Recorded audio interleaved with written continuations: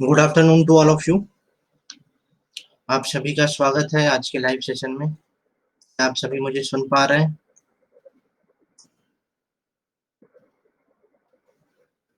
नमस्कार नमस्कार।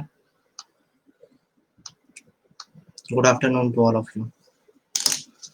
आप लोगों तक मेरी आवाज पहुंच रही है? चलिए। आज हम लोग यूनिट जो हम लोग की 9 है वो कंप्लीट हो जाएगी और फिर उसके बाद हम लोग यूनिट 7 को शुरू करेंगे। ठीक है। जो नातेदारी की व्यवस्थाएं हैं ये हम लोग कौन सी यूनिट है? यूनिट 9 है। और यहाँ पर हम लोग जो है नातेदारी के विभिन्न पक्षों को पढ़ रहे थे। सर आज काम, हाँ बिल्कुल जा सकती हैं कविता, ठीक है, कोई दिक्कत नहीं। आप लोगों तक बस एक बार मुझे बता दीजिए आवाज आ रही है?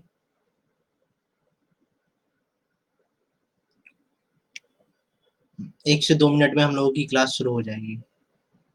जब तक कोई किसी का कोई डाउट है, हमने देखा है कि 2-3 स्टूडेंट नए हैं, कुछ डाउट है, कोई क्वेरी है? एक और बात बताऊंगा कि 8 क्लासेस इसमें और ऐड होनी है। ठीक है, 8 क्लासेस इसी कोर्स में अभी ऐड होंगी। तो कोई ये ना मान के चले कि 2-3 दिनों में क्लास खत्म हो रही है इस कोर्स की, नहीं। अभी 8 लेक्चर्स ऐड होंगे, फिर आपका कोर्स कंप्लीट हो पाएगा।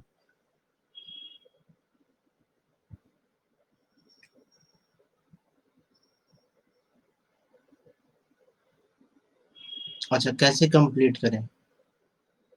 आज आपका पहला लेक्चर है ना सुप्रिया? तो देखिए क्लास के बाद आप मुझे फोन कर लीजिएगा। फोन नहीं करना होगा तो कोई बात नहीं, आप लेक्चर 1 से देखना शुरू करिएगा। अच्छा ठीक है, जितने भी लोग नए हैं वो मुझे क्लास के बाद कॉल कर लीजिएगा, तो फिर आपके डाउट्स क्लियर हो जाएंगे।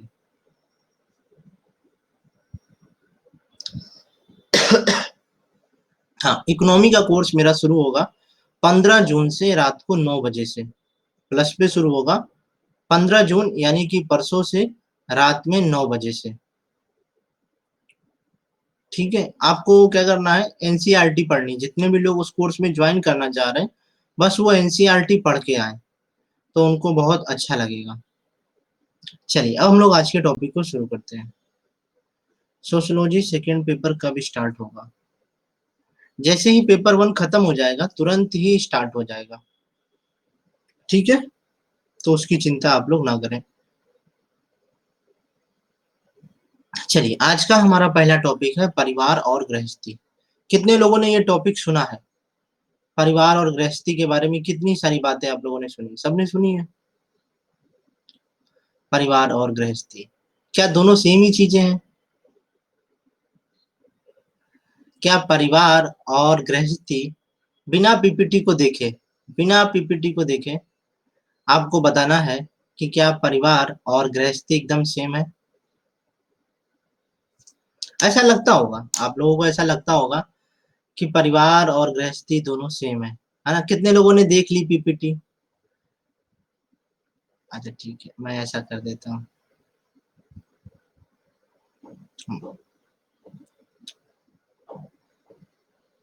कितने लोग पढ़ तो लिया है सबने, है ना? अब ये बताइए परिवार और गृहस्थी में क्या अंतर होता है? गुड आफ्टरनून पूजा, गुड आफ्टरनून मीनल।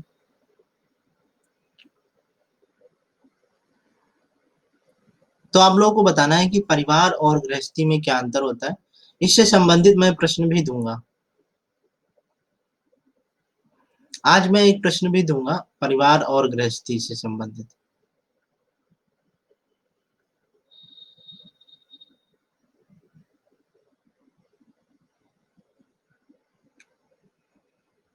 आपके क्वेश्चन को पूजा हम लास्ट में लेंगे, ठीक है?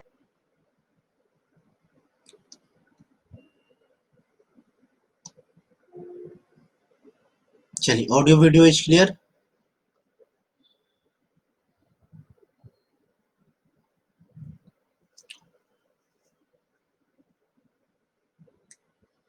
परिवार घर में रह रहे लोगों का समूह होता है, फैमिली एक इंस्टीट्यूशन, वो तो ठीक है। मैंने पूछा है कि फैमिली और गृहस्थी में क्या अंतर है। तो परिवार में सारे लोग आ जाएंगे घर के, गृहस्थी में दाम्पत्य जीवन होगा आई थिंक। अच्छा और कोई कुछ कहना चाह रहा है? और किसी का कोई कमेंट? गृहस्थी परिवार का मुखिया है जो घर को चलाता है। अच्छा,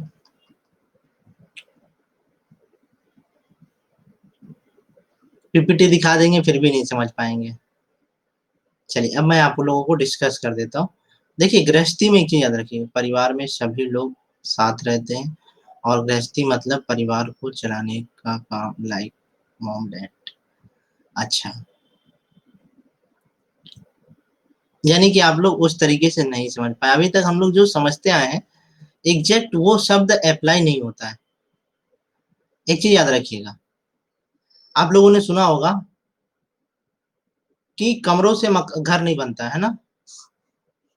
अगर कमरे होंगे और उसमें लोग नहीं रहते तो उसको क्या बोलते हैं? मकान। सुना है? जब लेकिन उसी मकान में लोग रहते हैं तो उसे बोलते हैं घर, है ना। जब यहाँ लोग रहने लगेंगे तो इसको घर बोला जाएगा।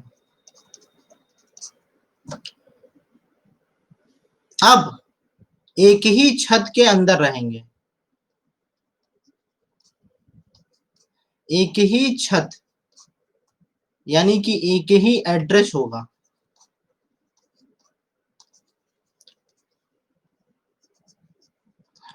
तो उसे क्या बोलेंगे? गृहस्थी। याद रखिएगा, गृहस्थी की परिभाषा क्या है कि लोग एक ही छत के नीचे रहेंगे और सभी का एड्रेस होगा सेम। ठीक। लेकिन परिवार में क्या हो सकता है? परिवार में क्या होगा? एड्रेस अलग हो सकते हैं कि नहीं?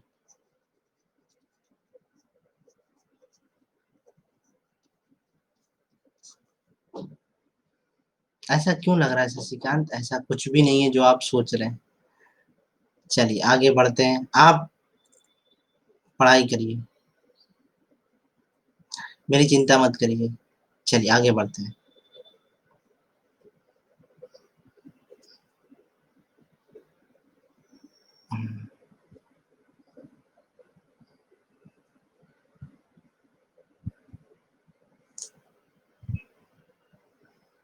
चलिए हम लोग बात कर लेते हैं कि ये जो गृहस्थी है और परिवार, ये परिवार जो है हमेशा क्या करेगा?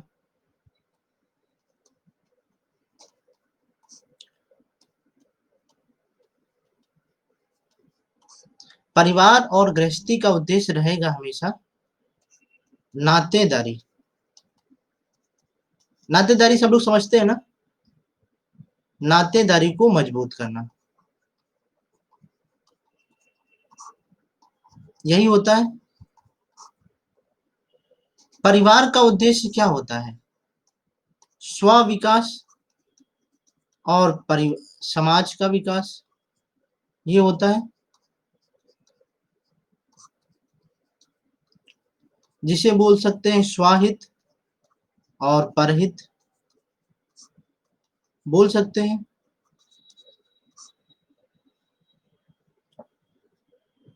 चलिए मैं बता दे रहा हूँ नातेदारी का मतलब क्या होता है। नातेदारी का संबंध होता है खून से, खून से संबंध होता है। जैसे पिताजी हैं, दादाजी क्यों नातेदारी में आते हैं? क्योंकि ये इनका खून है। ठीक है। बड़े पिताजी क्यों नातेदारी में आते हैं? क्योंकि वो हमारा खून है। क्या बुआ जी नातेदारी में आती हैं? बुआ जी आती हैं, लेकिन कभी मौसी नहीं आती हैं। कभी क्या मौसी आती हैं?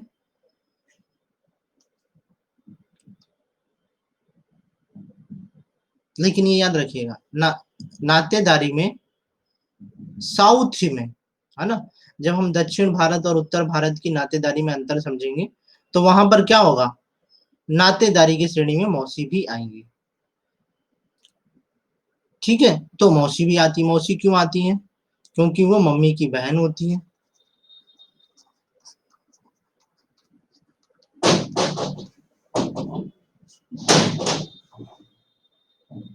है ना? तो यहाँ पर नातेदारी का मतलब क्या होगा? खून से संबंधित होगा, जिनका संबंध खून से एक दूसरे से जुड़ा होगा।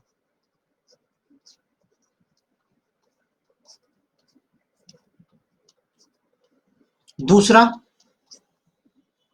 सामाजिक संबंध होते हैं या सामाजिक संस्था, जैसे विवाह। विवाह के द्वारा भी तो नातेदारी बढ़ती है।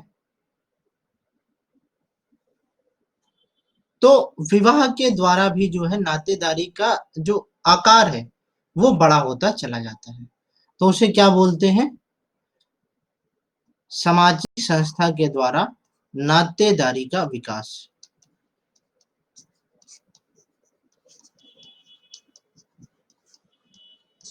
और यह विकास कब तक चलता रहेगा?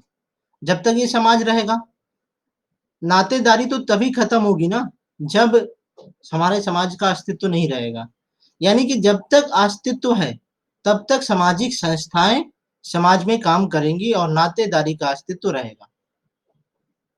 आपको क्या लगता है कि अगर समाज जितना भी अकेला हो जाए, क्या नातेदारी खत्म हो जाएगी? अगर इंसान अकेला रहने लगे तो क्या नातेदारी खत्म हो जाएगी?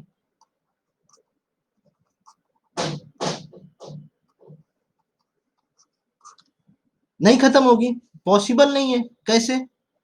क्योंकि यहाँ पर क्या होगा? विवाह तो होंगे ही होंगे। इंसान चाहे जितना रहे अकेला, लेकिन विवाह तो होंगे। और जो उनके खून के रिश्ते हैं वो तो खत्म नहीं होंगे। अब मान लेते हैं कोई व्यक्ति सबसे अलग हो जाता है, अकेला रहता है और उसकी मृत्यु हो जाती है, तो क्या उसकी मृत्यु पर उसके रिश्तेदार नहीं आएंगे? आएंगे ना। अगर उसके रिश्तेदार आ रहे हैं, यानी कि नातेदारी तो उसके जीवन में थी, कभी खत्म नहीं हुई। यानी कि बस आपको याद रखना है कि जब तक विवाह होते रहेंगे और जब तक खून के रिश्ते रहेंगे तब तक नातेदारी जो है वो जीवित रहेगी। लेकिन इन सबके बीच में परिवार दो रूपों में बटेगा। एक होगा संयुक्त परिवार और एक होगा एकल परिवार।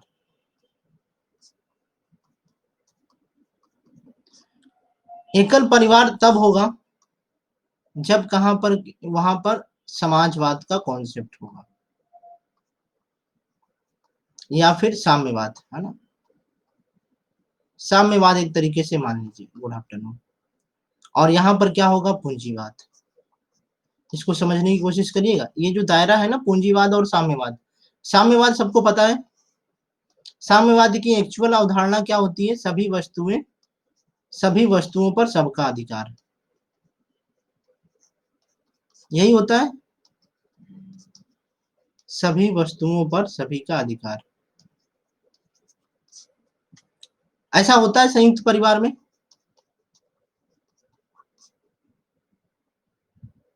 संयुक्त परिवार में क्या सभी वस्तुओं पर सभी का अधिकार होता है?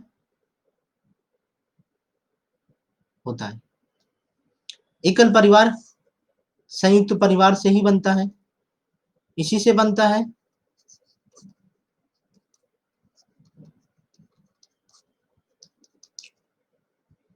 तो ये एकल परिवार क्यों बटा? क्योंकि इसे पूंजी से प्यार था, भोग विलास से प्यार था। अगर ऐसा नहीं होता तो फिर ये एकल परिवार में कन्वर्ट कभी ना होता।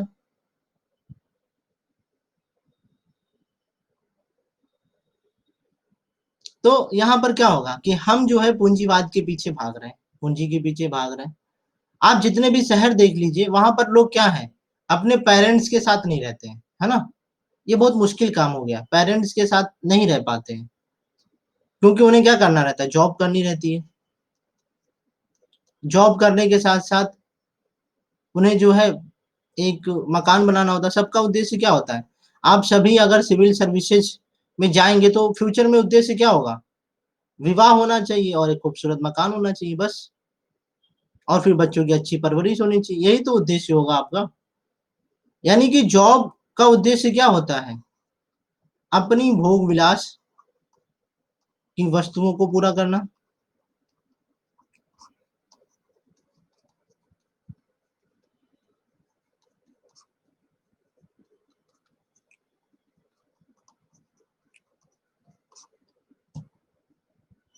ये जो कार्य है,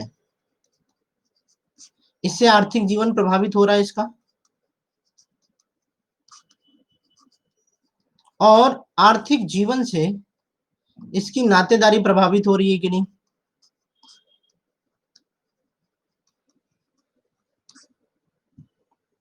अब समझ में आ रहा है कि मैंने इस यूनिट को क्यों कनेक्ट किया था तुरंत? कुछ लोग कह रहे थे कि सर आपने वो यूनिट क्यों छोड़ दी, 7th यूनिट क्यों छोड़ दी? तो हमें ये चीजें पता होनी चाहिए ना कि किस यूनिट को किससे कनेक्ट करते हुए पढ़ना है। अब ये बताइए, जैसे ही हमारे समाज में किसी की नौकरी लगती है तो नातेदारी की संरचना में परिवर्तन आता है कि नहीं? आप में से कोई भी नौकरी में आ जाए, जैसे मान लेते हैं कि आप सबकी नौकरी लग गई, क्या होगी? विवाह की बात होने लगेगी। यानी कि कार्य था, कार्य से आपका आर्थिक जीवन प्रभावित हुआ और उसी आर्थिक जीवन से नातेदारी की संरचना प्रभावित हुई, आपका विवाह हो गया। विवाह हुआ तो एक परिवार से आप कितने परिवार में हो गए? आप 2 परिवार में बट गए। आपको अपना परिवार भी देखना है और पत्नी के परिवार को भी देखना है। तो क्या होता है, कहा जाता है ना कि हम अपनी बहू को बेटी की तरह रखेंगे। यानी कि हम क्या कर रहे हैं कि दोनों परिवारों को एक साथ लेके अब चल रहे हैं। अब ये बताइए कि गृहस्थी ज्यादा बड़ी है कि परिवार ज्यादा बड़ा है?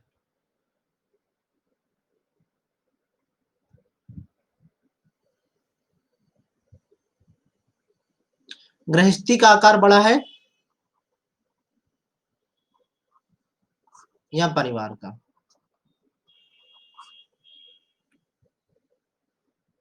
फैमिली का बड़ा है?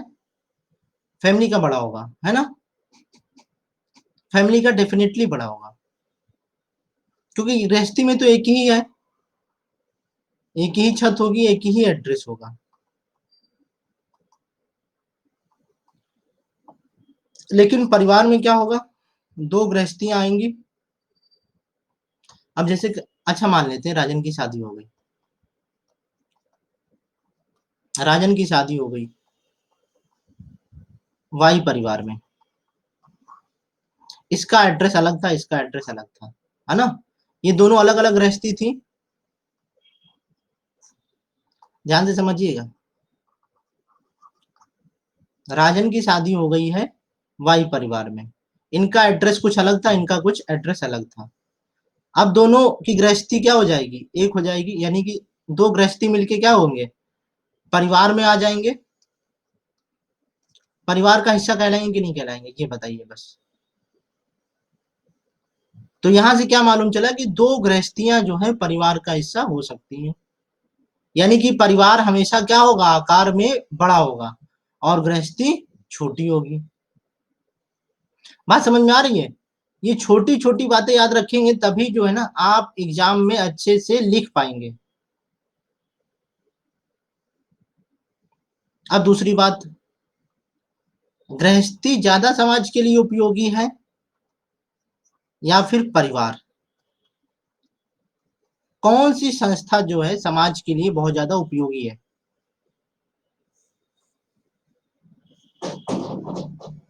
इन दोनों में से पूछा जाए, अगर इन दोनों में से पूछा जाए तो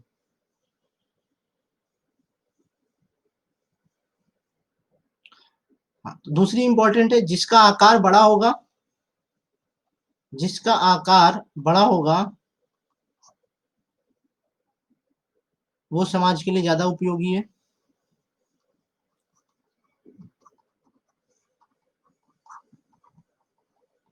ये जो डायमेंशंस मैं बता रहा हूँ, इन डायमेंशंस को समझते हुए चलिए, तभी जो है आप मेंस आंसर राइटिंग में कुछ अच्छा कर पाएंगे।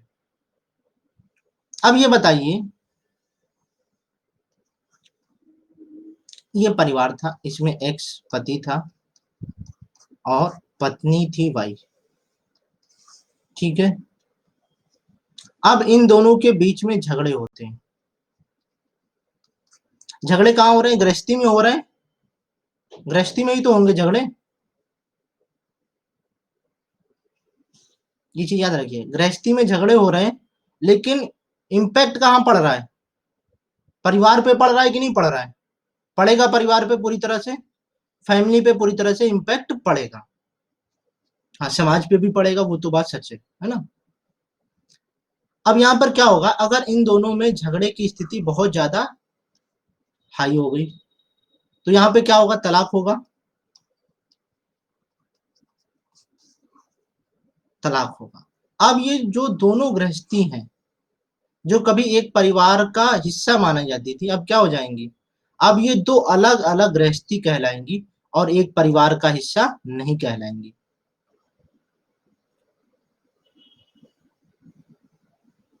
अब इससे समाज पर क्या प्रभाव पड़ेगा? अब इनके कार्य और आर्थिक जीवन पर भी प्रभाव पड़ेगा। पड़ेगा कि नहीं पड़ेगा? यानी कि नातेदारी जो है, कार्य और आर्थिक जीवन को प्रभावित करती है। तो हम ये मानकर चलें कि हमें नातेदारी जो क्या करनी होगी, नातेदारी पर काम करना होगा कि नहीं होगा? नातेदारी को मजबूत करना होगा।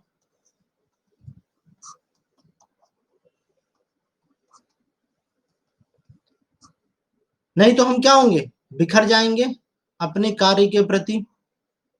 आपने देखा होगा, कितने लोग स्कूल में, सब लोग स्कूल गए होंगे, तो कभी कभी टीचर जो है सुबह सुबह बहुत गुस्से में रहता था। तो हम लोग क्या सोचते थे, आज घर पे लड़ाई हुई है, आज बीवी से लड़ के आए हैं, इसीलिए जो है क्लास में गुस्सा दिखा रहे हैं, ऐसा होता था। ऐसा होता था, अमूमन सभी लोग यही सोचते थे। अब ये बताइए, इनका इन्होंने लड़ाई की गृहस्थी में,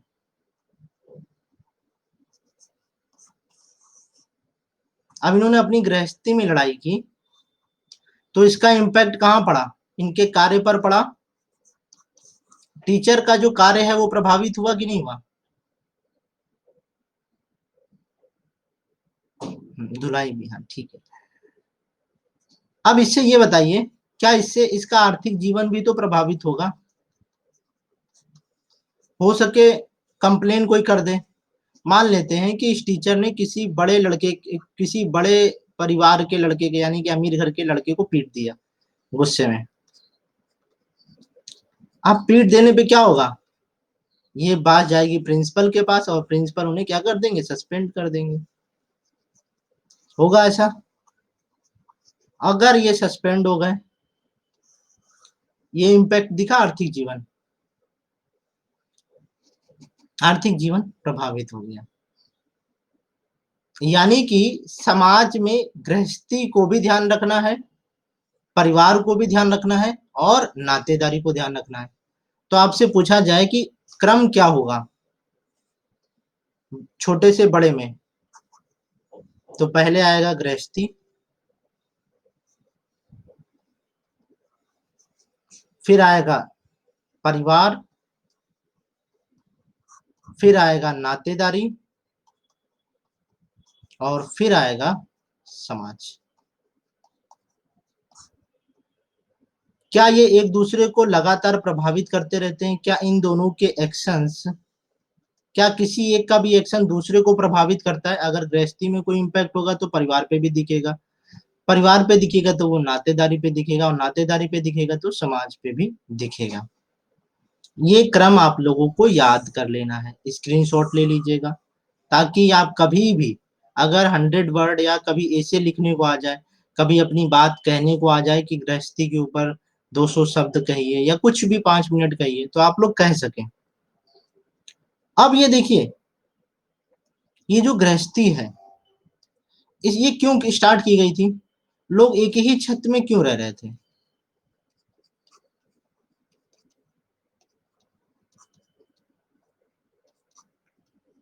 कोई वजह, वजह क्या थी? एक ही छत पर, एक ही छत के नीचे रहने की वजह क्या थी? समाज ने गृहस्थी क्यों बनाई?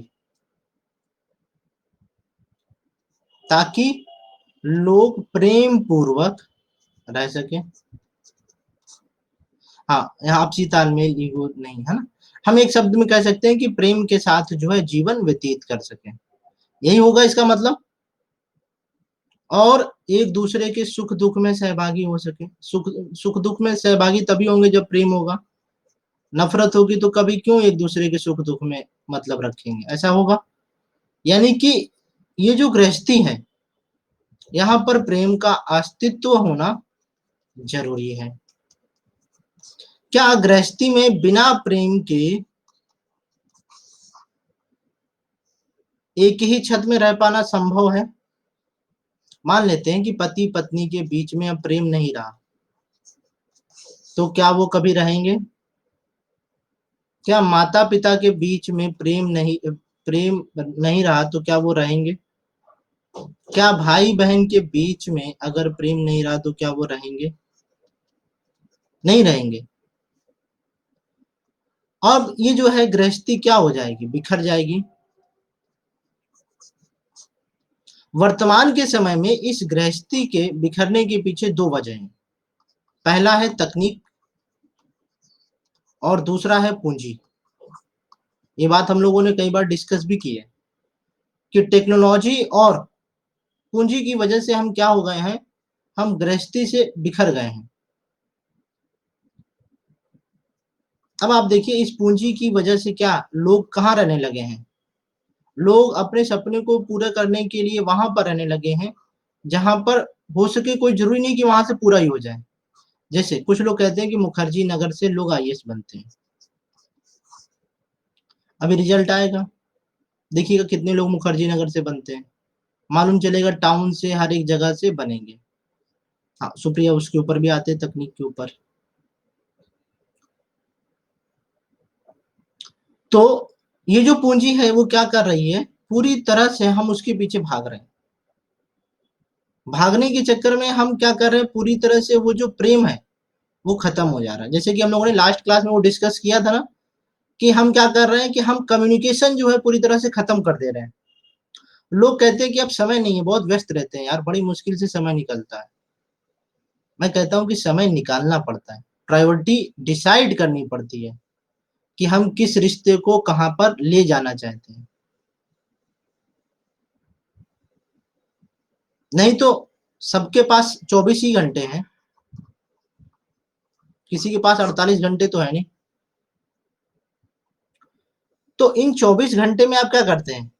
आप यूपीएससी को प्रायोरिटी देते हैं, कुछ लोग रिश्तों को प्रायोरिटी देते हैं, कुछ लोग अपने कार्य यानी कि बिजनेस और अपने जो भी कार्य करते हैं जिससे उनकी आर्थिक प्रक्रिया प्रभावित होती है, उन सब पे वो फोकस करते हैं।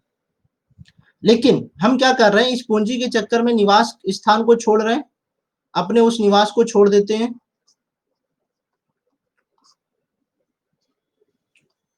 पबजी, टिकटॉक जैसे सोशल मीडिया प्लेटफॉर्म। अब हम लोग तकनीक पे आते हैं। तकनीक क्या है? हम टेक्नोलॉजी के यूज कर रहे हैं। अब इस टेक्नोलॉजी के दौर में हम क्या कर रहे हैं, घर में एक ही छत में रह रहे हैं, एक ही छत में रह रहे हैं, लेकिन कब बात करते हैं? जब हमें जरूरत होती है। यहाँ पे जरूरत पे बात होती है।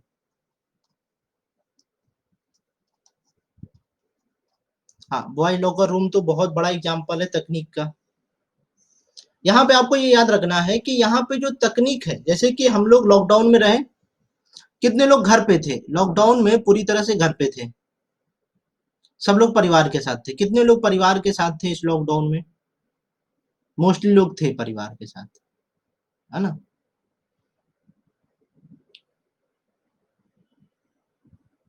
अरे उसके आगे का सीन जान के कोई मतलब नहीं है, ठीक है। हाँ, हम बता देंगे, अकेले में बता देंगे, ठीक है। तकनीक जो है, अब ये बताइए, कुछ लोग जो है इसमें से क्या कर रहे थे, पबजी खेल रहे थे। हम जैसे युवा लोग हैं तो हम लोग अन अकेडमी कर रहे थे, अन अकेडमी यूज कर रहे थे, है ना? लेकिन हम अन अकेडमी की बात नहीं करें क्योंकि आप तो यहाँ पे पढ़ाई कर रहे थे। चलिए मान लेते पढ़ाई की ही बात कर रहे थे। अब इस पढ़ाई में आपने क्या किया? अब इस पढ़ाई में आपने क्या किया? परिवार को समय दिया? नहीं दिया। लेकिन ये तो ठीक है, चलो एक हद तक ये ठीक भी है, क्योंकि ये समय ही है पढ़ाई करने का। लेकिन दूसरे लोग पबजी, लूडो, है ना, लूडो और पबजी सबसे ज्यादा डिमांड में रहा, सबसे ज्यादा डाउनलोड किया गया ये सब। और अब तो एक और कुछ आ रहा है, फ्लाई मेकर की कुछ ऐसा कुछ है, वो नया एप्लीकेशन आया है फ्लाई नाम से। तो क्या हो रहा है कि हम इस टेक्नोलॉजी के दौर में परिवार से क्या कर रहे हैं, ये इस गृहस्थी में बात कर रहे हैं।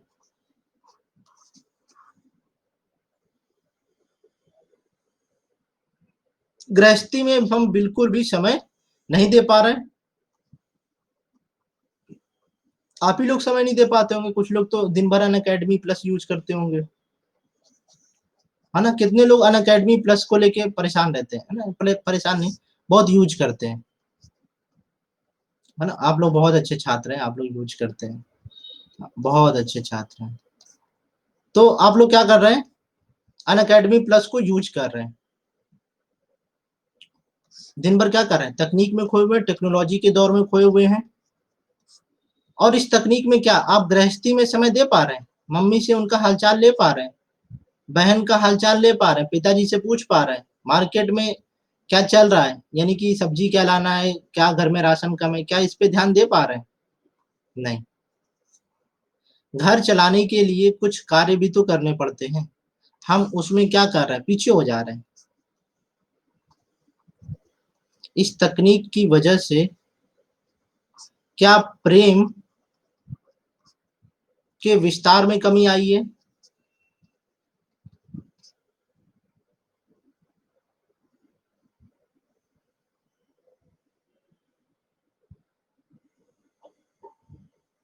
अच्छा, कुछ लोग सोशल मीडिया पे प्लेटफॉर्म पर गृहस्थी कर रहे हैं। अच्छा, कुछ लोग तो वीडियो कॉल पे आजकल गृहस्थी बता रहे हैं ना, आजकल बहुत सारी चीजें हो गई हैं। तो ये सब चीजें शादी.com है, तो ये सब चीजें क्या है, हम खो गए हैं। जैसे कि कभी हम लोग क्या, रिश्ते कहाँ से आते थे, एक दूसरे के यहाँ से आते थे। जैसे कि हम लोग बोलते थे अगुआ, अगुआ शब्द किसने सुना है? अगुआ शब्द सुना है? नहीं सुना है। जिन्हें जो शादी करवाते हैं, मीडिएटर, है ना, जो मीडिएटर होते हैं उनको अगुआ बोलते हैं। अब क्या अगुआ कौन हो गया, शादी.com। अब ये क्या है, ये तकनीक है।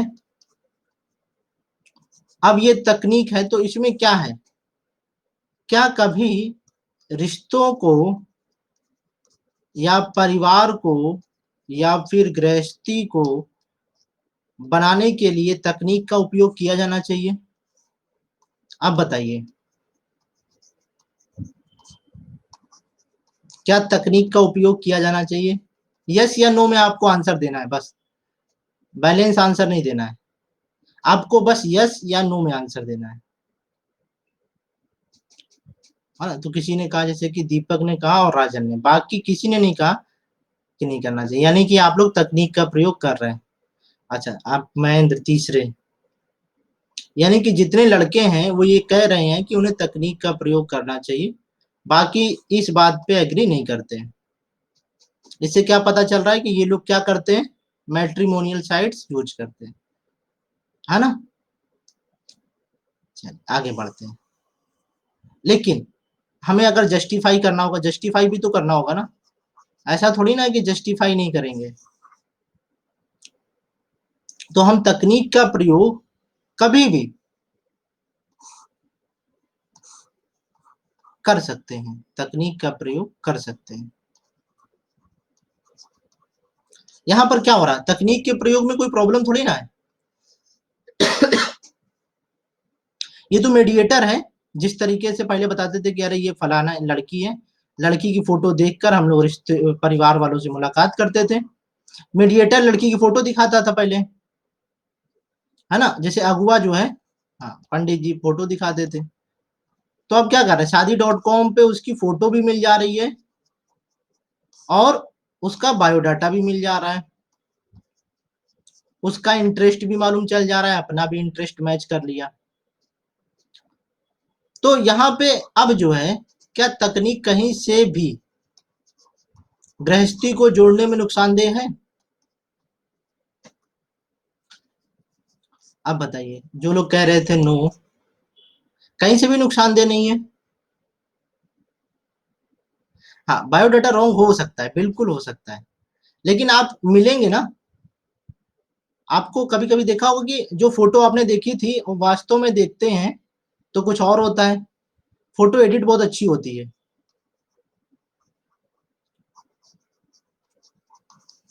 तो प्रॉब्लम तो वहां पे भी है ना।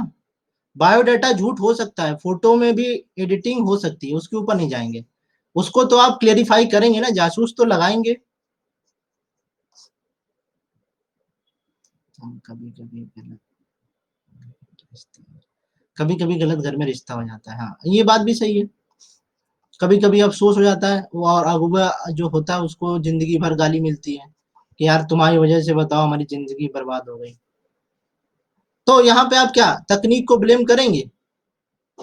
अच्छा, मान लेते हैं किसी की शादी शादी.com की वजह से हुई है और उसकी गृहस्थी बिखर जाए, गृहस्थी बिखर जाए, तो किसका दोष होगा ये बताइए? इसमें दोष इसका है, या जिसने इसकी वजह से शादी.com की वजह से विवाह किया था, उस व्यक्ति का इंडिविजुअल का दोष है? नहीं, उसका शादी, हाँ, भरोसा उठ जाएगा। अच्छा, उसका भरोसा खुद से उठ जाना चाहिए, क्योंकि वो जो है ना नासमझ है, उसका ऑब्जर्वेशन क्या है, खराब है। मेरा ऑब्जर्वेशन कैसा है?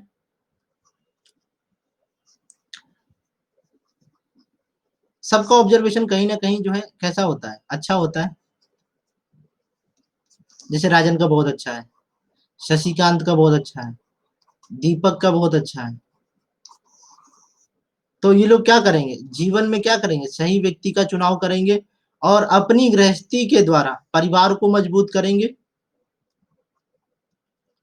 गृहस्थी से ही परिवार मजबूत होता है, कि परिवार मजबूत होने से गृहस्थी मजबूत होती है? दो स्टेटमेंट लिख रहा हूं मैं आपको।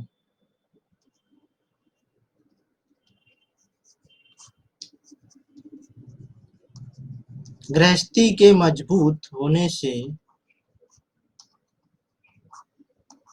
परिवार मजबूत होता है। दूसरा, परिवार के मजबूत होने से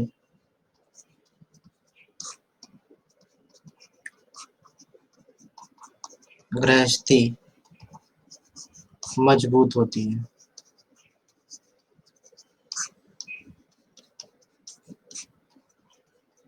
अब ये बताइए, पहला स्टेटमेंट सही है या फिर दूसरा स्टेटमेंट सही है? गृहस्थी से परिवार मजबूत होगा, सबने यही बात बोली है ना। क्योंकि हमें क्या करना होगा, हमें पिलर मजबूत करना होगा। हम जब कभी भी घर बनाते हैं तो पिलर को क्या कहते हैं, नींव को मजबूत बनाते हैं, ताकि इमारत भी मजबूत रहे। अगर नींव कमजोर होगी तो क्या होगी, इमारत गिर जाएगी। हाँ, यानी कि अगर हमने गृहस्थी को मजबूत कर लिया तो क्या होगा, सब कुछ मजबूत हो जाएगा। अब इसको रियल एग्जाम्पल के थ्रू समझते हैं। अब जैसे मान लेते हैं ये एग्जाम्पल राजन के ऊपर है, ठीक है। अब राजन की शादी हुई है, ठीक है, वाई लड़की से, और इन दोनों की अंडरस्टैंडिंग बहुत अच्छी है, ठीक है। अंडरस्टैंडिंग बहुत अच्छी है, ध्यान से समझिएगा, केस स्टडी है ये। अब देखिए, जब कभी भी नए विवाह होते हैं तो कहीं ना कहीं फैमिली फंक्शन में जाते हैं, फैमिली से मिलते जुलते हैं,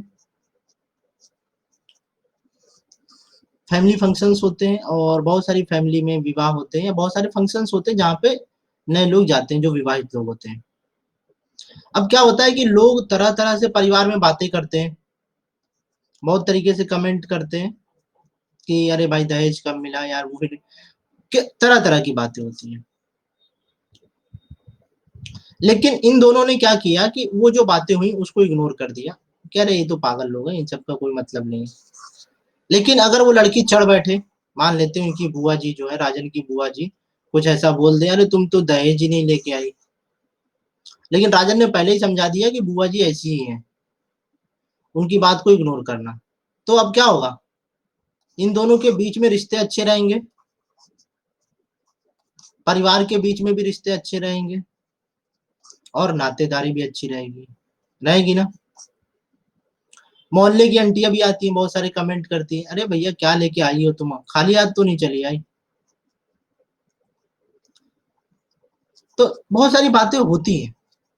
लेकिन अगर इन दोनों के बीच में अंडरस्टैंडिंग अच्छी है, तो इन्होंने क्या किया, इन दोनों ने अपनी अंडरस्टैंडिंग से क्या किया, बहुत सारी संस्थाओं को क्या कर दिया, मजबूत कर दिया, उन संस्थाओं के बिखरने से रोक दिया। ऐसा हुआ, इन्होंने यहाँ पर गृहस्थी को भी बचा लिया, नहीं तो मालूम चला ये लोग बाहर से आए और आके घर पे लड़ लिए, महाभारत हो गई। विवाह किए थे कि साथ में जिंदगी भर रहेंगे और दूसरे दिन ही लड़ लिए। लेकिन इन्होंने समझदारी यहाँ पर दिखाई, और गृहस्थी भी मजबूत हो गई, परिवार भी मजबूत हो गया, नातेदारी भी मजबूत हो गई, और समाज भी मजबूत हो गया। अब दूसरा एग्जाम्पल, कुछ लोग भाग कर शादी कर लेते हैं, सुना है आप लोगों ने, आपके मोहल्ले में भी ऐसा हुआ होगा, भाग कर शादी कर लेते हैं। भाग कर शादी करने में प्रॉब्लम कहाँ पर है, समाज शास्त्रीय दृष्टिकोण से, जो अभी हम लोग टॉपिक पढ़ रहे हैं उसके किस सेक्शन में प्रॉब्लम है।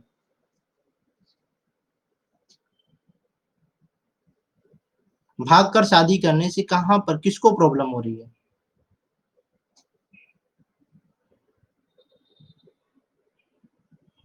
किसी ने कहा कि सोसाइटी, परिवार। हम्म,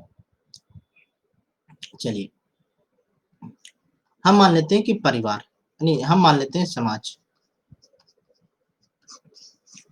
समाज से सब लोग एग्री हैं कि अगर भाग कर शादी करते हैं तो समाज को प्रॉब्लम होती है, सब लोग इस बात से एग्री है, किसी को कोई प्रॉब्लम नहीं है। अब देखिए हमने कहा था ना कि अगर समाज पर इंपैक्ट पड़ेगा तो नातेदारी पर भी पड़ेगा, नातेदारी से परिवार पर भी पड़ेगा, और परिवार से गृहस्थी पर भी पड़ेगा।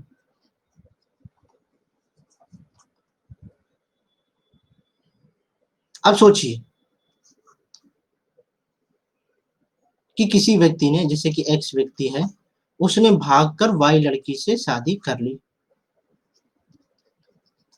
समाज को आपत्ति है, हो सके कोई और प्रॉब्लम है, इंटर कास्ट हो, इंटर कम्युनिटी हो, इंटर रिलीजन हो, कोई भी प्रॉब्लम हो सकती है, इस वजह से उन्होंने समाज को प्रॉब्लम हुई। तो सबसे ज्यादा रिश्तेदार भड़कते हैं, अरे भाग कर शादी किए हैं तो भाई हम कौन सी जिम्मेदारी लें, हमसे पूछ के थोड़ी ना शादी किए हैं, तो हमें भी कोई मतलब नहीं है, नातेदारी कमजोर हो गई। यहाँ पर परिवार को भी प्रॉब्लम है, क्योंकि परिवार के भी कुछ एक्सपेक्टेशन थी, कुछ उम्मीदें थी, आपने उन उम्मीदों को तोड़ दिया, परिवार भी कमजोर हो गया। अब परिवार तक तो ठीक था, लेकिन ये गृहस्थी कैसे कमजोर हो जाएगी, ये बताइए, ये गृहस्थी कैसे कमजोर हो जाएगी, जो दोनों ने शादी की है, ये तो आपसी रजामंदी से इन्होंने शादी की है। कोई बता सकता है कि गृहस्थी जो है पापा नहीं माने, नहीं पापा नहीं माने वो तो नहीं, मान लेते कि उनको अब सब किसी ने एक्सेप्ट ही नहीं किया।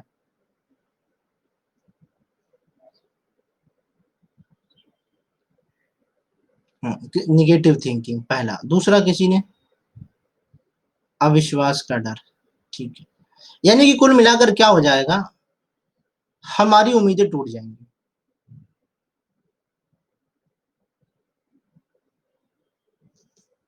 हमने सोचा था कि हम जो है एक दूसरे को कभी ना कभी क्या करेंगे, ब्लेम करेंगे, ब्लेम कर देंगे ना कि तुम्हारी वजह से हम अपने मम्मी पापा से दूर रह रहे हैं और फिर भी तुम ऐसा नहीं कर रही हो, ये वो तरह तरह की बातें होंगी ना, क्योंकि यहाँ पे वो परिवार से दूर है, अपनों से दूर है, और कुल मिलाकर प्रेम से दूर है ना। पत्नी का तो प्यार मिल रहा है, लेकिन उसकी जिंदगी में और भी तो प्यार था, बहुत सारे लोगों का प्यार था, किसी को इतना प्यार मिलता था। अब पहले उसको इतना प्यार मिलता था, ठीक है, अब उसको इतना प्यार मिल रहा है तो क्या होगा, प्रॉब्लम होगी कि नहीं होगी, उन चीजों को मिस करेगा। जैसे कि आप किसी को प्यार करते थे और वो छोड़ के चली जाए, या वो छोड़ के चला जाए तो दुख तो होगा ही भाई, दुख होगा ना।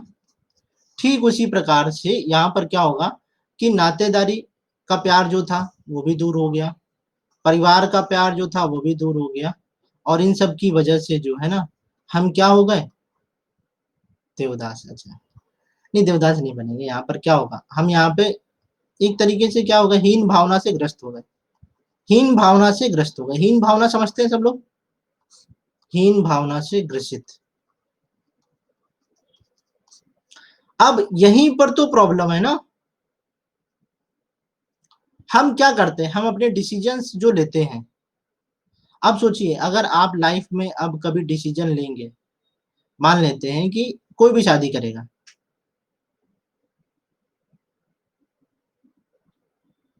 हाँ ये भी होता है, ये भी होता है, बिल्कुल यही होता है। तो आप ये बताइए कि अब आप क्या करेंगे, इन सारी चीजों का ध्यान रखेंगे। आप में से कोई ऐसा व्यक्ति नहीं होगा जो इस बात को फॉलो ना करे, आप सभी इस बात को फॉलो जरूर करेंगे कि इसका भी ध्यान रखें और इसका ध्यान रखें, इसका ध्यान रखें, इसका। लेकिन गलती से अगर आप लोगों को प्यार हो गया तो क्या करेंगे, आप इसको नहीं फॉलो करेंगे, नहीं करेंगे ना, क्योंकि हम लोगों ने सुना है कि प्यार क्या होता है, अंधा होता है। यहाँ पे क्या हो जाती है, इमोशनल इंटेलिजेंस क्या हो जाती है, कम हो जाती है।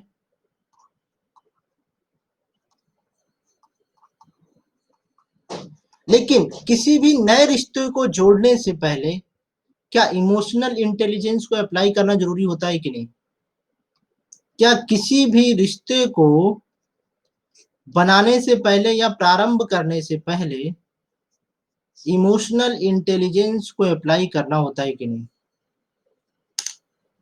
अगर करना होता है तो क्यों नहीं करते, और नहीं करते हैं तो फिर क्या होता है, पछतावा। पछतावा करते ही करते हैं क्योंकि हमने उस सिस्टम को अप्लाई नहीं किया जो समाज के लिए जरूरी था। हाँ बिल्कुल सही बात है, जो कहा कि पहले क्या करना है, आपको आर्थिक रूप से निर्भर होना है, फिर क्या करना है, आपको वो करना है जो जिंदगी में आप पाना चाहते हैं, है ना। हाँ कुछ लोग जल्दीबाजी कर देते हैं, तो अब जल्दीबाजी वाले लोगों का कुछ कर नहीं सकते, जैसे हम जैसे लोग उसका कुछ नहीं कर सकते हैं। आगे बढ़ते हैं नए टॉपिक की तरफ। अब इसके ऊपर क्वेश्चन लिख लीजिए, पहली बात तो क्वेश्चन लिख लीजिए, बहुत दिन से आप लोगों को क्वेश्चन नहीं मिला है। गृहस्थी और परिवार, समाज के किन हितों को प्रभावित करता है, उदाहरण सहित समझाइए।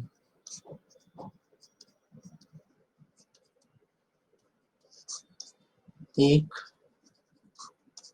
गृहस्थी को सुचारू रूप से चलाए रखने के लिए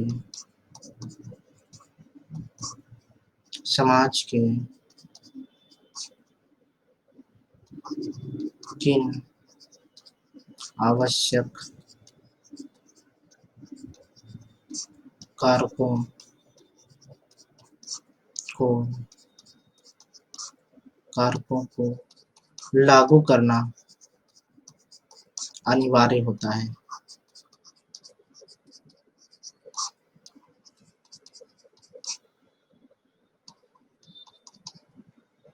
हाँ, बिल्कुल सही बात आपने बोली है।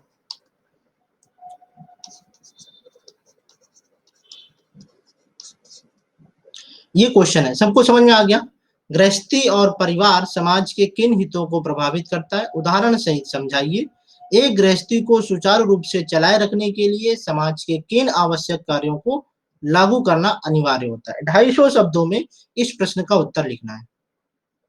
आंसर का पोस्ट मैंने वो व्हाट्सएप लिंक दे दिया है, टॉप पर देख लीजिए, उसको ज्वाइन कर लीजिएगा, ठीक है? यहाँ पे आपको पोस्ट करना रहेगा। सब लोग लिख लेंगे? किसी को कोई प्रॉब्लम, किसी भी व्यक्ति को कोई भी प्रॉब्लम? हाँ, स्क्रीनशॉट ले लीजिए, जल्दी से स्क्रीनशॉट ले लीजिए पहले, फिर हम लोग अगले टॉपिक की तरफ बढ़ते हैं। हाँ लिख लेंगे। दीप, आपने अभी तक कोई आंसर मुझे भेजा नहीं है।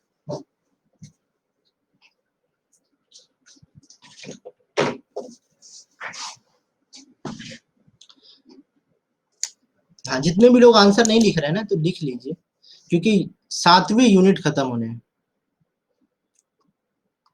कब खत्म कर दे ये बताइए,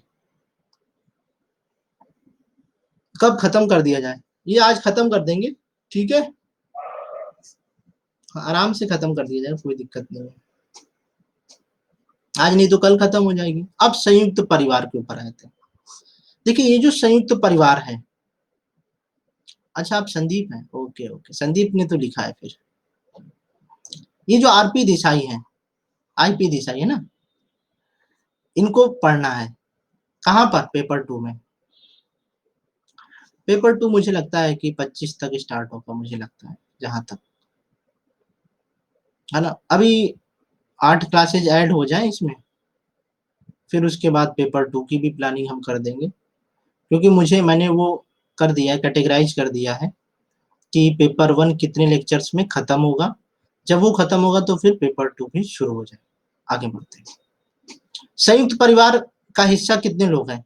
कभी ना कभी संयुक्त परिवार का हिस्सा रहे होंगे आप लोग, या होंगे आप सभी।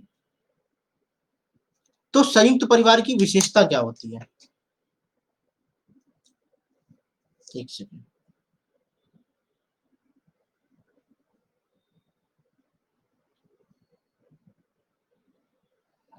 अब आपको पूछा जाए कि संयुक्त परिवार की विशेषता क्या क्या होती है।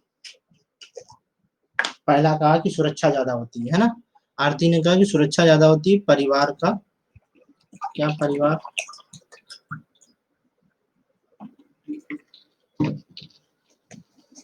उसमें सब साथ में रहते हैं, परिवार और मुखिया एक होता है। अच्छा, इकोनॉमिक हेल्प, सभी इसमें प्रेम और व्यापार, ठीक है। मानसिक तनाव कम होता है। हाँ, एक साथ रहते हैं, मान लेते हैं कि सब लोग एक साथ रहते हैं, है ना।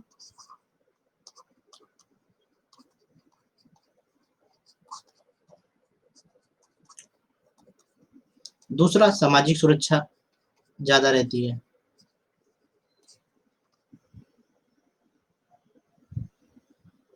सामाजिक सुरक्षा ज्यादा रहती है।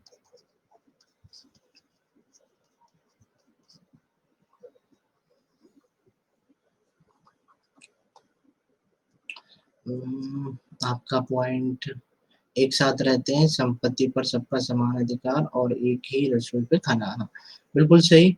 संयुक्त परिवार पहले संभव थे क्योंकि परिवार में 2-3 भाई, बड़ा परिवार से बोलते थे, पर हमारे यहाँ तो वाले कॉन्सेप्ट में एक भाई एक बहन, तो संयुक्त परिवार नहीं बन पाते हैं।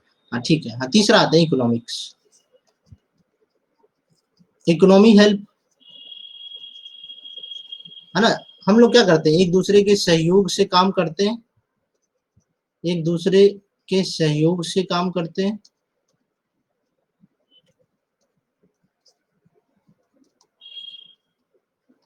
सामाजिक सुरक्षा में बहुत सारी चीजें आ जाएंगी, स्वास्थ्य, शिक्षा, सब कुछ आ जाएगा, है ना। और खासकर जो आप बोल रहे हैं, चौथा,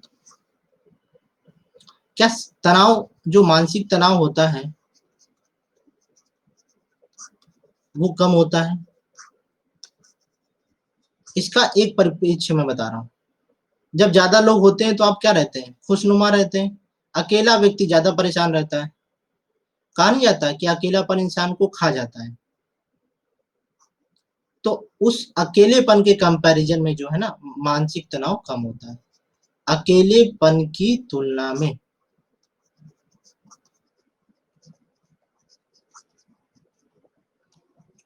मानसिक तनाव कम होता है। यहाँ पर कोई भी योजना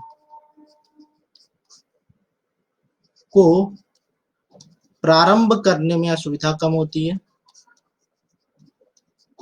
प्रारंभ करने में असुविधा कम होती है। मान सकते हैं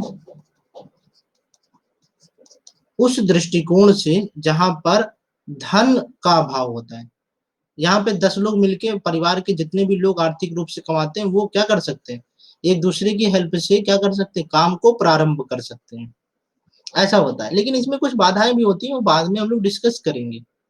लेकिन संयुक्त परिवार कुल मिलाकर क्या चाहता है, एक मिनट में आता हूँ जस्ट से।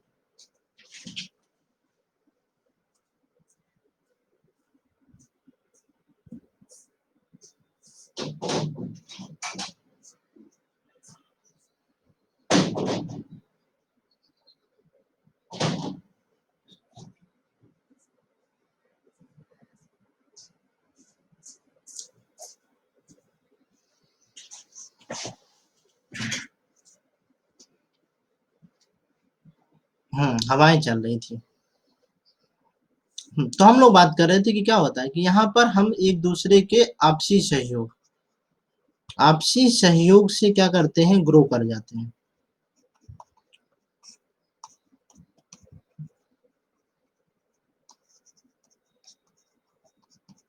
अब आपने देखा होगा कि कभी ना कभी क्या होता है कि आपको कभी ना कभी आर्थिक जरूरत पड़ती है। आर्थिक जरूरत पड़ती है तो आपको किस परिवार में सबसे ज्यादा चांस रहेगा आर्थिक मदद मिलने के, एकल परिवार में या फिर संयुक्त परिवार में? बताइए। सीधा सा कॉन्सेप्ट है कि संयुक्त परिवार जो होगा वहां पे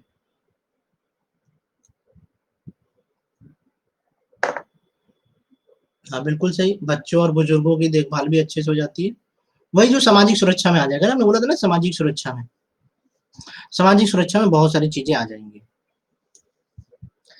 तो संयुक्त परिवार क्या है, अच्छा है। अगर इस दृष्टिकोण से देखा जाए तो अच्छा है। इसमें कमी है कुछ, कमी है कि नहीं, पहले ये बताइए, संयुक्त परिवार में कमी है कि नहीं?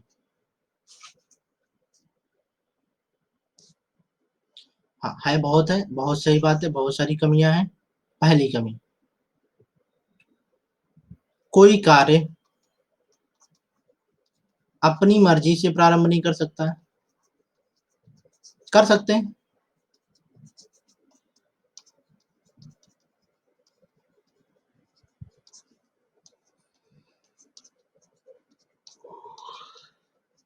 दूसरा, स्वतंत्रता का अभाव होता है। इस बात से एग्री करते हैं आप लोग? तीसरा, हाँ वही निजता, हाँ वही प्राइवेसी, वही स्वतंत्रता एक तरीके से मान लीजिए। तीसरा, आपकी शिक्षा भी प्रभावित होती है कि नहीं, शिक्षा प्रभावित होती है।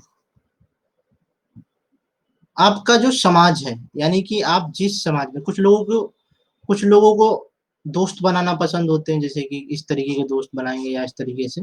तो क्या होता है, परिवार की बंदिशें होती हैं कि आप इस प्रकार के दोस्त नहीं बना सकते, आप इनके साथ उठ बैठ नहीं सकते, आप ऐसा नहीं कर सकते, वैसा नहीं कर सकते।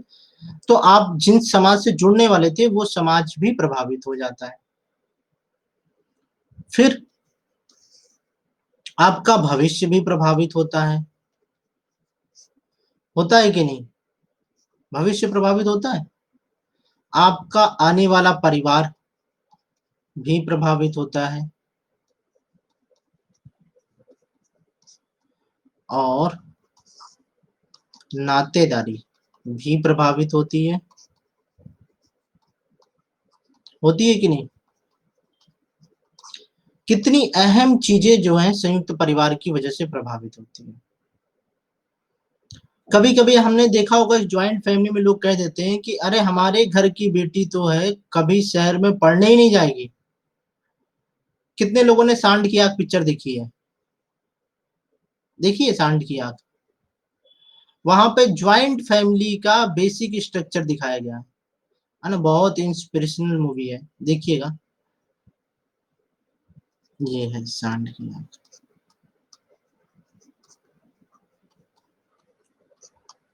ये क्या है? 2 बुजुर्ग महिलाओं की कहानी है। सुना है? रियल कहानी है हरियाणा की। 2 बुजुर्ग महिलाओं की आत्मकथा है। हुँ, सुना था।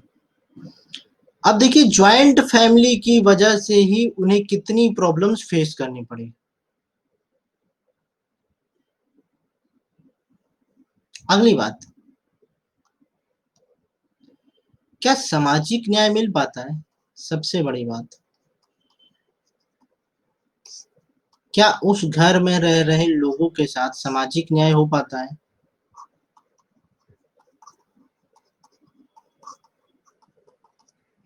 नहीं हो पाता है।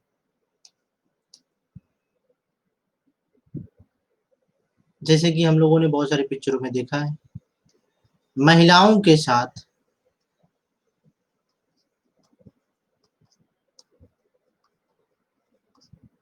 हिंसा होती है, घरेलू हिंसा जिसे बोल सकते हैं, हिंसा का शिकार होती हैं और कुछ लोगों को ये बात पता होती है कि ये गलत कर रहे हैं।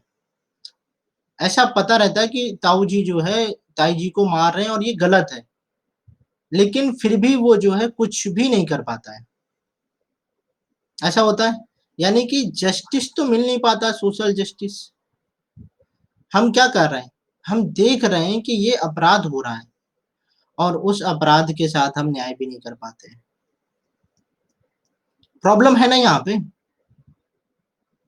और ये एक महत्वपूर्ण शब्द है जो आपके ऑप्शनल के लिए बहुत ही महत्वपूर्ण है। जब कोई भी सामाजिक संस्था सोशल जस्टिस को ना प्रोवाइड कर पाए, तो उसमें क्या सुधार की आवश्यकता होती है?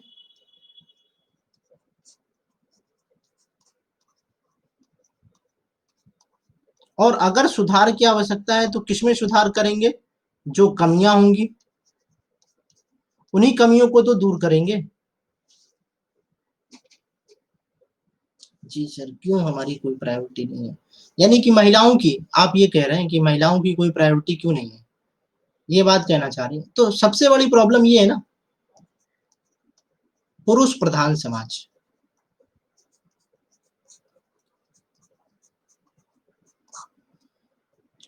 पुरुष प्रधान समाज, यहीं पे तो प्रॉब्लम है। अगली बात आते हैं, ये जो संयुक्त परिवार है,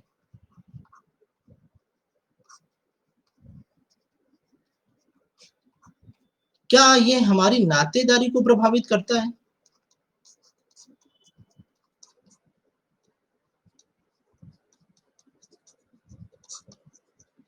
एक्चुअल बात तो यहीं पे है ना, प्रभावित तो करता है। अब जैसे मान लेते हैं, हमारे चाचा की बुआ से तो पट रही है, लेकिन हमारे पिताजी की बुआ से नहीं पट रही है। तो क्या होगा? अगर कहें कि तुम्हें अगर इस घर में रहना है या मेरे साथ रहना है, तो तुम क्या करोगे? बात नहीं करोगे। ऐसा होता है। हम लोगों ने एक पिक्चर देखी सलमान खान वाली।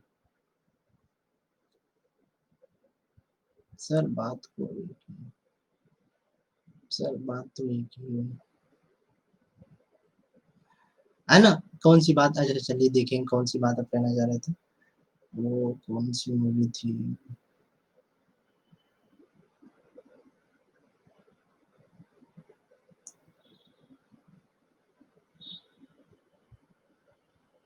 है ना? बात जैसे कि देखिए ऐसा है ना, बोला गया जैसे कि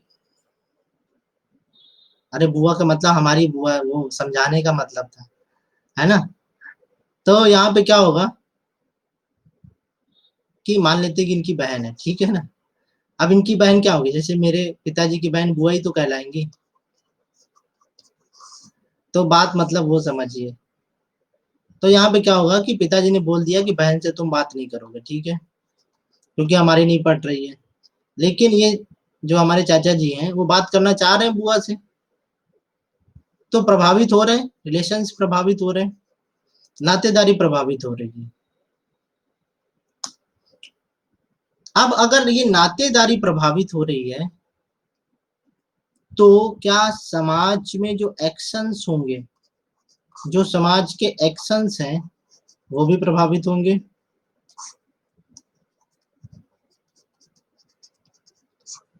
यानी कि कार्य प्रभावित हो रहा है, यानी कि आर्थिक जीवन भी प्रभावित होगा।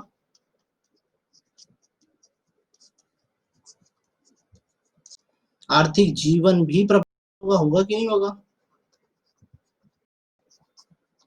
जैसे मान लेते हैं कि कोई व्यक्ति है बहुत बड़ा बिजनेस, कोई बिजनेसमैन है, ठीक है, व्यापारी है। मान लेते हैं कि हमारे चाचा जो है व्यापारी हैं, बात को समझिए। और उनका जो काम है वो बुआ वाले रीजन में बहुत ज्यादा है।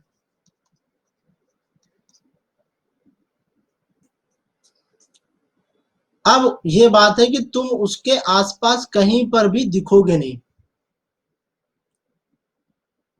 तुम अपना कोई भी काम जो इधर उधर करोगे नहीं इसके इस रीजन में। तो क्या होगा, इनकी कहीं ना कहीं आर्थिक जो क्रिया है, यानी कि इकोनॉमिक एक्शंस प्रभावित होंगे, इनकी जो आय है वो भी कम होगी। और हो सके कुछ लोग जो है सिर्फ बुआ की वजह से ही वस्तु लेते थे, अब जब बुआ से ही मतलब नहीं तो वो लोग भी नहीं लेंगे। प्रभावित हुई चीजें। जैसे कि हाल ही का एग्जाम्पल दहेज की मांग, क्योंकि संयुक्त परिवार में राय देने वाले बहुत होते हैं दहेज से जुड़े।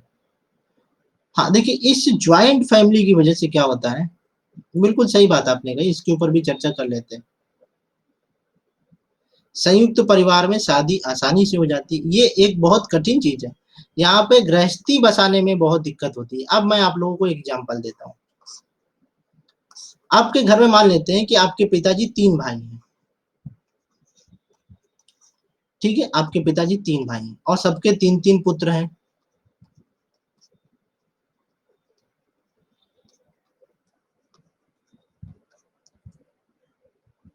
3-3 पुत्र हैं। आपका नंबर आता है 9वें नंबर पे, ठीक है। अब सोचिए इसमें से अगर 2 लोग शादी नहीं कर रहे हैं, गलती से 2 लोग शादी नहीं कर रहे हैं,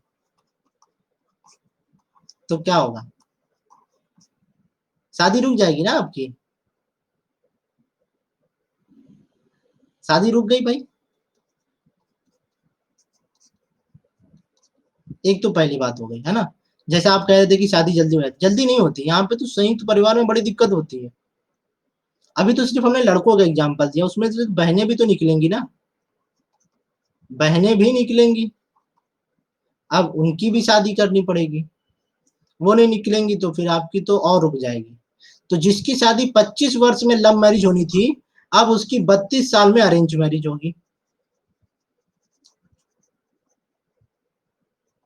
है ना संयुक्त परिवार में खामी, क्योंकि वो लड़की तो वेट उतना करेगी नहीं, वेट तो करेगी नहीं भाई। अब दहेज पे भी आ जाते हैं, दहेज पर भी आ जाते हैं भाई। मान लेते हैं कि जो इनके पहले पुत्र थे, जिनकी पहली शादी हुई, उनको 5 लाख रुपए मिला था, और सिर्फ इस आधार पे मिला था क्योंकि प्रॉपर्टी है फैमिली के पास, इसी आधार पे मिला था। आप बताइए, आप 9वें नंबर पे हैं, तो आप कम से कम तो ये चाहेंगे कि 5 लाख मिले ही मिले, उससे ज़्यादा मिले, क्योंकि इन्फ्लेशन भी तो होगा, महँगाई भी बढ़ गई है।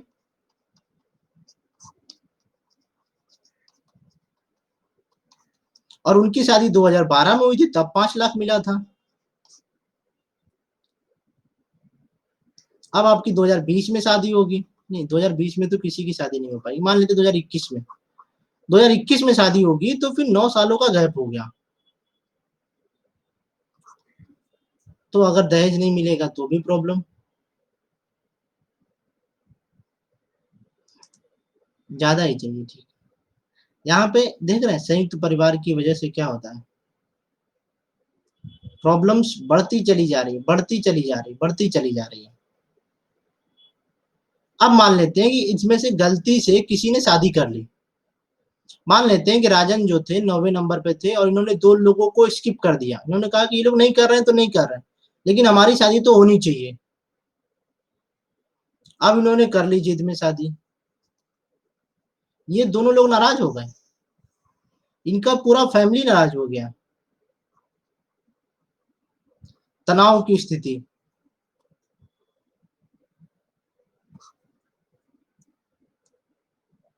अरे आप लोग आईएएस बनने के बाद ही सबसे ज्यादा दहेज मांगेंगे, है ना? ये तो आप लोग ऐसा करेंगे करेंगे, फैमिली ऐसा करेगी, है ना? कहीं कह रहे हमने बेटे को तो पढ़ाया है भाई, आईएएस बन गया है।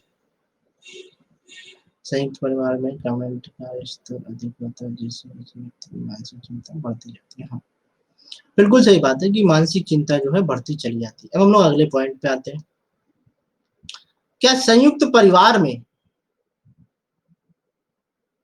दूल्हा बिकता है कुछ भी बन जाए? हाँ, वैल्यू लगती है ना, हर इंसान की वैल्यू लगती है, पुरुषों की वैल्यू लगती है। ये प्रोडक्ट कितने में है?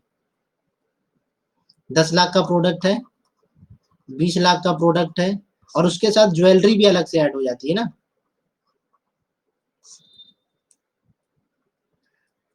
वो तो हाँ, मान लेते हैं, मान लेते हैं। हमें पता है कि जो अच्छा सिविल सेवक है, देखिए ना, मैं एक मानता हूँ कि सिविल सेवक के गुण,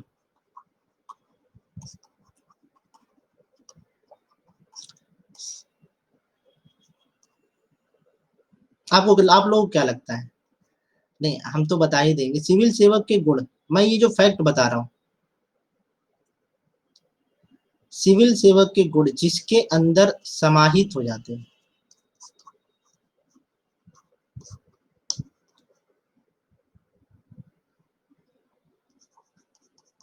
जिसके अंदर समाहित हो जाते हैं,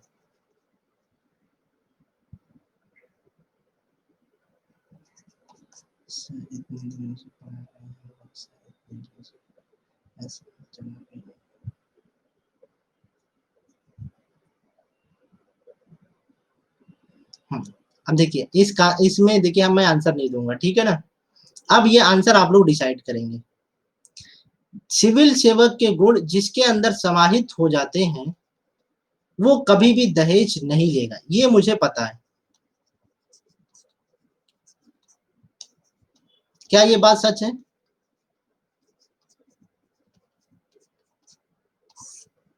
अब ये आप लोग जस्टिफाई करिए कि क्या मेरे ऊपर जो आप लोगों ने क्वेश्चन पूछा था वो क्या होगा, है ना, मिल गया होगा आंसर। तो आप में से सभी जो इन फ्यूचर कभी ना कभी आईएएस ऑफिसर बनेंगे, आप हमेशा दहेज प्रथा का विरोध करेंगे।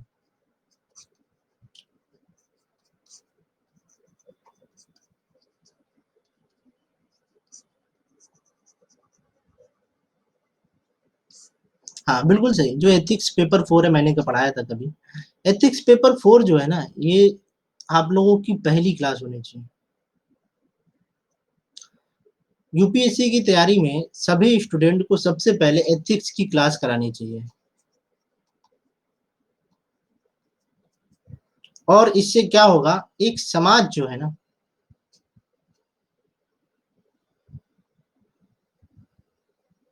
मजाक अपनी जगह है, लेकिन राजन ने बिल्कुल सही बात कही है कि ये सब चीजें क्यों, इंसान की अगर वैल्यू है तो वो खुद कर ले जाएगा। लेकिन एक चीज बताइए, टू स्टेट्स मूवी देखी है आप लोगों ने? टू स्टेट्स मूवी देखी है ना? सबने देखी होगी जहां तक युवा है तो देखी होगी। हाँ, करेंगे एथिक्स, फुर्सत ही नहीं मिल रही, क्या क्या करें। हाँ, टू स्टेट्स मूवी में होता है, एक शादी हो रही होती है और आलिया भट्ट जाके क्या कहती है, कहाँ गए आलिया भट्ट वाले, आलिया भट्ट जो है उस दूल्हे को समझाती है, दूल्हे को समझाती है, याद आ रहा है सबको?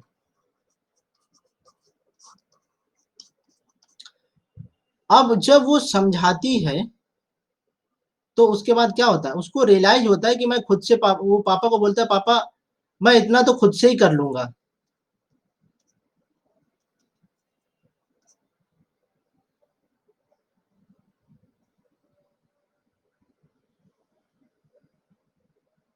है ना,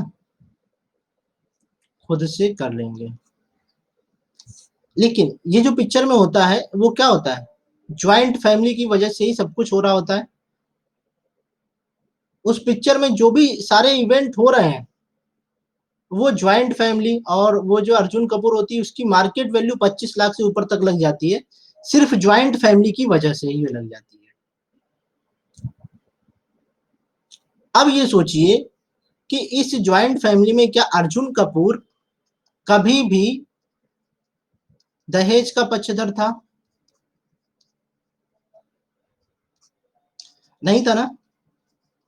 लेकिन गलती से अगर वो पंजाबी फैमिली में शादी करता, अगर उसे लव नहीं होता, और अगर पंजाबी फैमिली में शादी करता, पंजाबी परिवार में शादी करता, तो उसे तो माना जाता कि वो दहेज का पक्षधर है, क्योंकि उसे तो दहेज मिलता।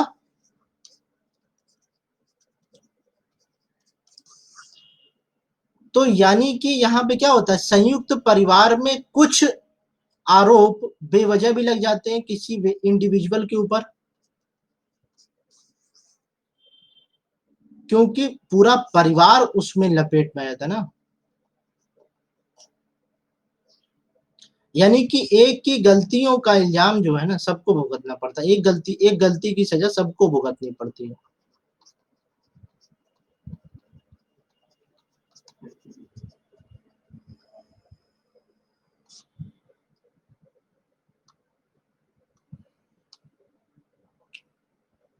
अब आते हैं एकल परिवार पे।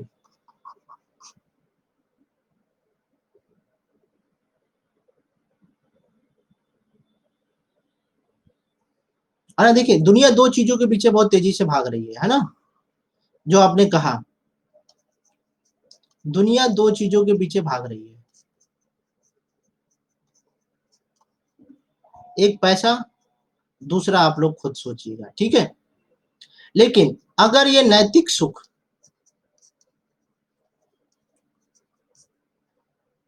अगर लोगों को चाहिए तो क्या करना होगा, इसको तो छोड़ना पड़ेगा ना, दो चीजें जो हमने बताई है ना, इसको लिख भी देते हैं,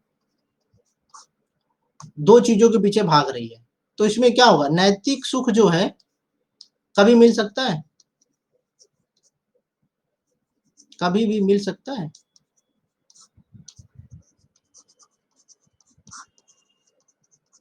हमने क्लास शुरू करने से पहले एक आपको रिपोर्ट बताई थी, वहां पर 7.8 मिलियन जो है महिलाएं सिर्फ किसकी वजह से, इस लॉकडाउन की वजह से क्या हो गए, प्रेग्नेंट हो गई, जो अनचाही प्रेगनेंसी थी, जिसकी कोई प्लानिंग नहीं थी।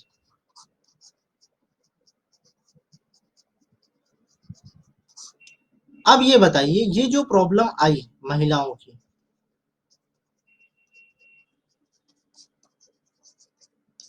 ये प्रॉब्लम कहीं ना कहीं ये सिंगल फैमिली की प्रॉब्लम थी, जो सिंगल फैमिली रह रही थी, या ज्वाइंट भी हो सकती है, इसको कुछ कह नहीं सकते। लेकिन यहाँ पर प्रॉब्लम आ रही है फैमिली की वजह से ही, टाइप ऑफ फैमिली की वजह से ही ये प्रॉब्लम बढ़ी है। मान सकते हैं ऐसा कि ये अंदाजा लगाया जा सकता है कहीं ना कहीं ये सिंगल फैमिली होगी जिन्होंने इस प्रकार के फैक्ट को बढ़ा दिया। हाँ, संयुक्त भी हो सकता है, लेकिन मोस्टली क्या मान सकते हैं कि यहाँ पर होगा जो भी हो, अब वो उसके आगे पता नहीं। लेकिन यहाँ पर जो फैमिली का आकार बढ़ेगा इसकी वजह से,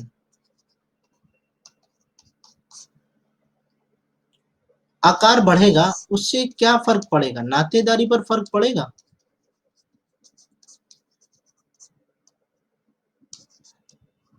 अब आपको एक और चीज मैं बता रहा हूँ ना, बधाई हो पिक्चर किसने देखी है? बधाई हो मूवी किसी ने देखी है? नहीं देखी? कोई बात नहीं, नहीं देखी तो बस ये जान लीजिए कि बधाई हो पिक्चर जो है आपको सच में दिखाएगी कि एक्चुअल में फैमिली की प्रॉब्लम क्या होती है। फैमिली,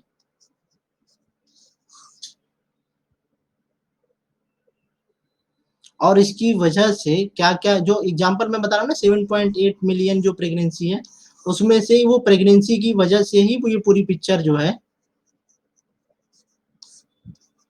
रिफ्लेक्ट करती है बहुत सारे रिलेशंस को। यहाँ पे बस ये समझना है कि परिवार जो है बढ़ेगा या सीमित होगा।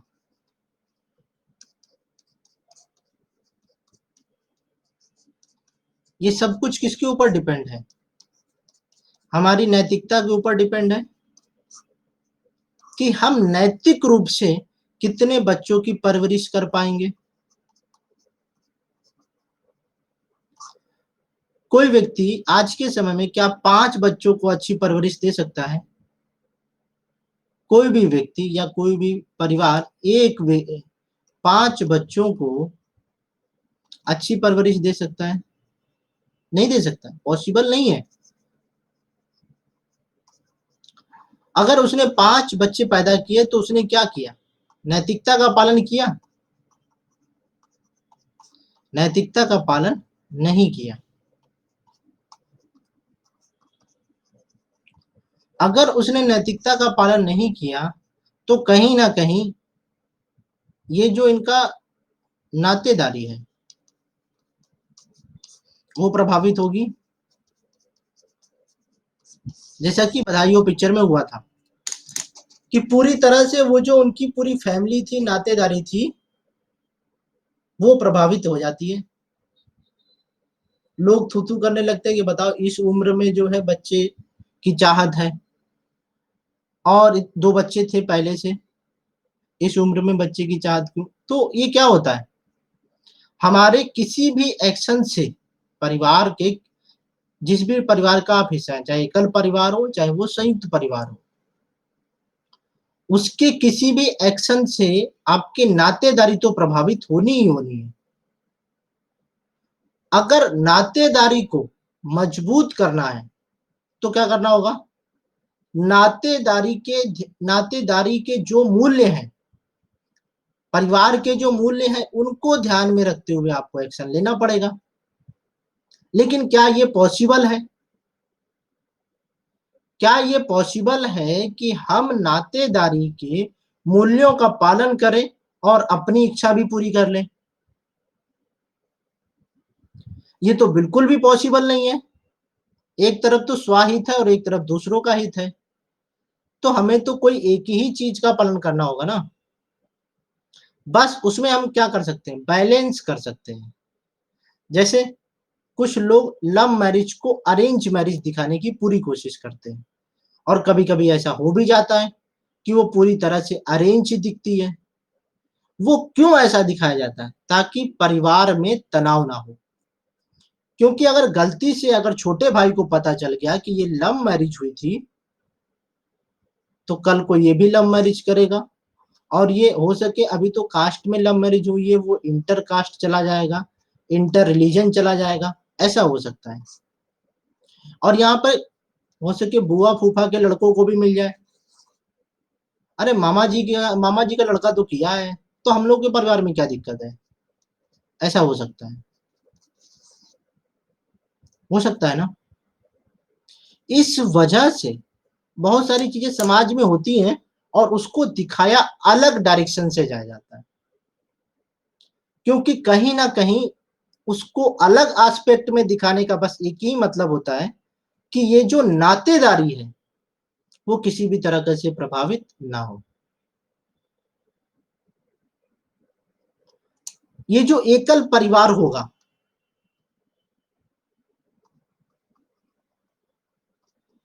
क्या इसकी सामाजिक सुरक्षा संयुक्त परिवार की तुलना में ज्यादा होगी या कम होगी? जो सामाजिक सुरक्षा होगी वो ऑफिशियली है कि कम होगी, सामाजिक सुरक्षा कम होगी। जो शहरों में सिंगल फैमिली रहती है उनकी हेल्प कौन करता है? हमेशा पड़ोसी करता है, ना कि कोई रिश्तेदार। ऐसा होता है ना? शहरों में ये प्रचलन है क्योंकि शहरों में ज्वाइंट फैमिली नहीं रहती है, सिंगल फैमिली रहती है। यानी कि सामाजिक सुरक्षा के लिए ये आत्मनिर्भर नहीं है। क्या आत्मनिर्भर है? अपने ऊपर निर्भर है? नहीं। मान लेते हैं कि आप ऑफिस गए हुए हैं और आपकी पत्नी की तबीयत खराब हो गई है, पत्नी की तबीयत खराब हो गई है, तो ऐसे में क्या ये पॉसिबल है कि आप ही डॉक्टर के पास ले जा पाएंगे क्योंकि इमरजेंसी है कि तुरंत हॉस्पिटल लेके जाना है? तो क्या होगा, आप किसी पड़ोसी को, किसी जो नजदीकी होगा उसको फोन करेंगे और वो लेके जाएगा। यानी कि सामाजिक सुरक्षा में तो कमी मिलेगी। और एक तरफ संयुक्त परिवार है, वहां पे आपकी पत्नी परेशान है तो कोई भी जो जिम्मेदार आदमी होगा घर में जो अवेलेबल होगा वो लेके चला जाएगा। ऐसा होगा ज्वाइंट फैमिली में? कोई बाहरी व्यक्ति आएगा? कोई पड़ोसी आ पाएगा? नहीं। यहाँ परिवार के लोगों ने ही क्या कर दी, सामाजिक सुरक्षा को सुनिश्चित कर दिया।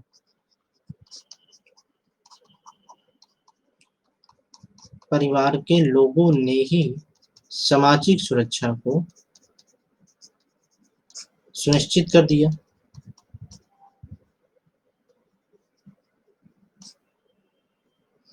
जैसे कि माँ बाप दोनों ही नौकरी करने पर बच्चे का ध्यान एक आया रखती है, जिस कारण से उसके पारिवारिक सुख नहीं मिल पाता और बाद में आत्महत्या भी करता है और गलत तत्वों से जुड़ जाता है। बिल्कुल सही।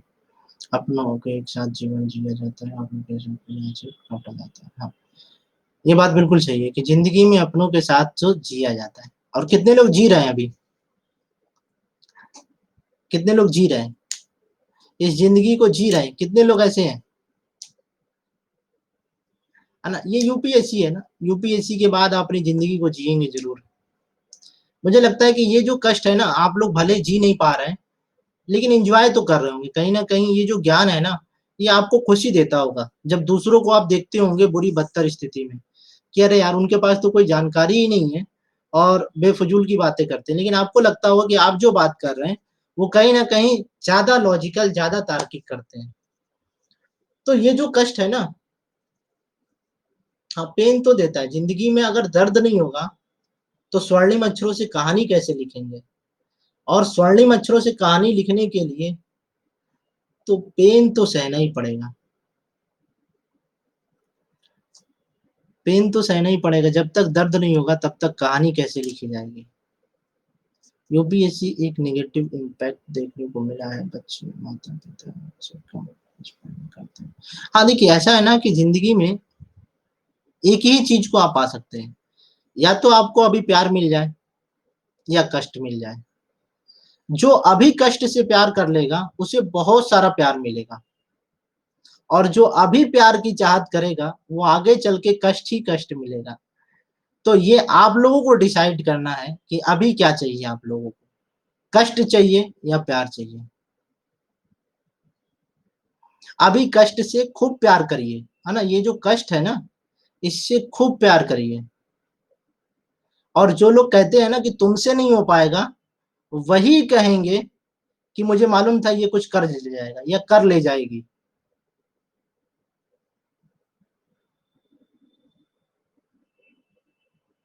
आप मुझे कॉल जो है ना शाम को 7 बजे के बाद करिएगा। हाँ, प्रकार्यवादी, प्रकार्यवादी जो है, नहीं समझ में आया था क्या प्रकार्यवादी? मैं ऑडियो फॉर्म में जो है आपको व्हाट्सएप पे भेज दूंगा, ठीक है ना, आपको डिटेल में। सर मैं कब कॉल करूं? आप मुझे जो है क्लास के बाद कॉल कर लीजिएगा, ठीक है। आज की क्लास को यहीं पर ओवर करेंगे, और 15 जून से मेरा इकोनॉमी का कोर्स आ रहा है, उसके ऊपर आप लोग ध्यान दीजिएगा। हाँ तो आपने तो परसों भी कहा था, कॉल कर लीजिएगा, ठीक है ना Anjali. Thank you so much, फिर मिलेंगे, कल मिलेंगे। कल, हाँ एक और चीज, कल क्लास नहीं है। अब मेरी संडे को कोई भी ना तो प्लस क्लास होगी ना स्पेशल क्लास होगी। संडे को अब हम छुट्टी मनाएंगे, परसों होगी class. Thank you so much.